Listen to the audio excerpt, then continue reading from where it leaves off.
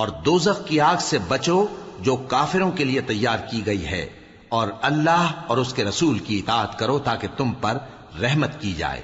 اور اپنے پروردگار کی بخشش اور اس بہشت کی طرف لپکو جس کا عرض آسمان اور زمین کے برابر ہے، اور جو پرہیزگاروں کے لیے تیار کی گئی ہے، جو آسودگی اور تنگی میں اپنا مال اللہ کی راہ میں خرچ کرتے ہیں اور غصے کو روکتے اور لوگوں کے قصور معاف کرتے ہیں،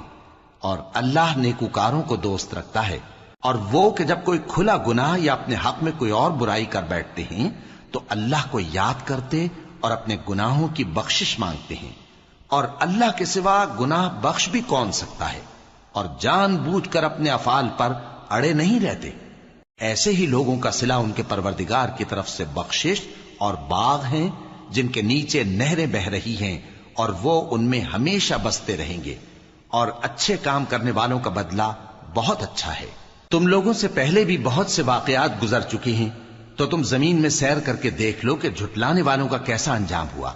یہ قرآن لوگوں کے لیے صاف پیغام اور اہل تقوی کے لیے ہدایت اور نصیحت ہے،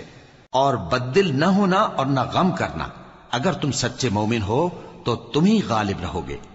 اگر تمہیں زخم شکست لگا ہے تو ان لوگوں کو بھی ایسا زخم لگ چکا ہے، اور یہ ایام زمانہ ہے